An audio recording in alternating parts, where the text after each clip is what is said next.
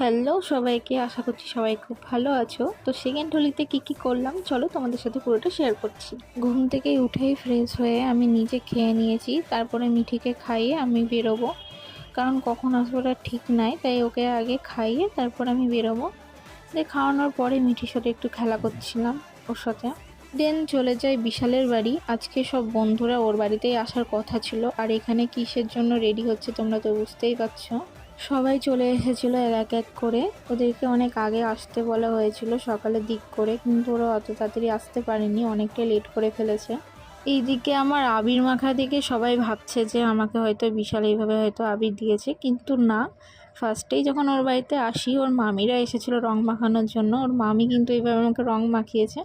কাকিমারা ঘুরতে বেরোবে বলে আমাদেরকে বারবার করে ডাকছিল রং দেবে বলে। তারপর এদিকে যে যেরকম পাচ্ছে আমার মাথায় তো রং দিয়ে ভর্তি করে দিয়েছে, আমাকে তো পুরো ভূত বানিয়েছে। তারপরে আমিও সবাইকে একটু রং টং মাখিয়ে দিলাম। এখানে আমার একটা বান্ধবী ছিল অপর্ণা, ওকে আমি রং টং মাখালাম, আরও সবাইকে মাখিয়েছি। কাকিমারা তো রং টং খেলে চলে যায়, আর আমরা এখানে সব বন্ধু বান্ধবীরা ছিলাম, আমরা রং টং মাখছিলাম সবাই মিলে। আর এইদিকে বিশাল আমাকে যত পাচ্ছে মাথার মধ্যে রং দিচ্ছে। এই যে আমার লুক, এরকম অবস্থা আমার। রং খেলার পরে সবাই আমরা একটু ছবি টবি তুলে নিই, যে যার মতো বাড়ি চলে যায়।